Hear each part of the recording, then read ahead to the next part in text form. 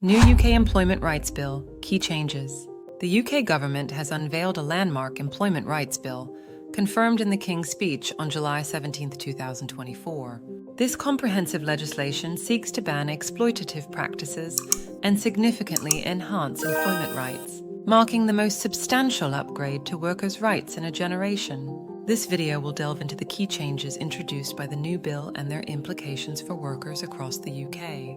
Topics discussed in today's video update: introduction of the Employment Rights Bill, banning zero-hour contracts, ending fire and rehire practices, making flexible working default, additional protections for workers, fair pay agreements and union activities. Stay informed with the latest immigration news. Subscribe to our channel, hit the bell icon, and share our videos on Facebook, WhatsApp, and X with your loved ones.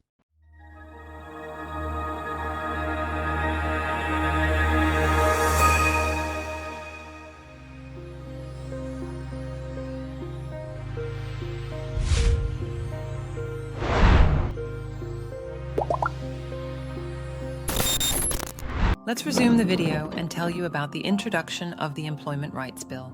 The new UK government has introduced an Employment Rights Bill, confirmed in the King's Speech on July 17, 2024. This legislation aims to ban exploitative practices and enhance employment rights, marking the biggest upgrade to workers' rights in a generation. Now let's talk about banning zero-hour contracts. One of the major changes is the ban on zero-hour contracts. This legislation will ensure that workers have contracts reflecting their regular working hours, with reasonable notice for any shift changes. This move is designed to end one-sided flexibility, providing more stability for workers. Another update in about the ending fire and rehire practices.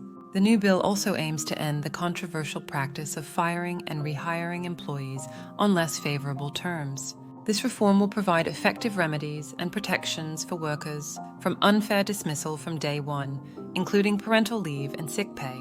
UK's decision on making flexible working default.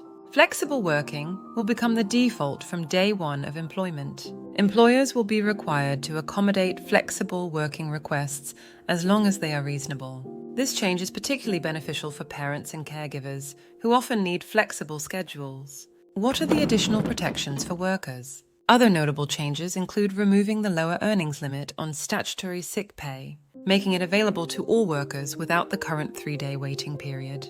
Furthermore, it will be unlawful to dismiss a woman within 6 months of her return to work after maternity leave, except under specific circumstances. Lastly, let's talk about the fair pay agreements and union activities.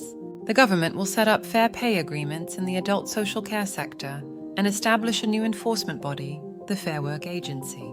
Additionally, unnecessary restrictions on trade union activities will be removed, strengthening workers' rights and protections. Conclusion of today's video update. These changes represent a significant step forward in protecting workers' rights in the UK.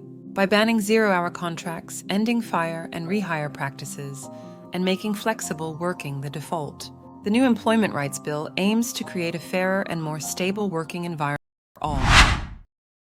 Our video ends here. Don't forget to comment below and share your opinion with us. Thanks for watching today's video update.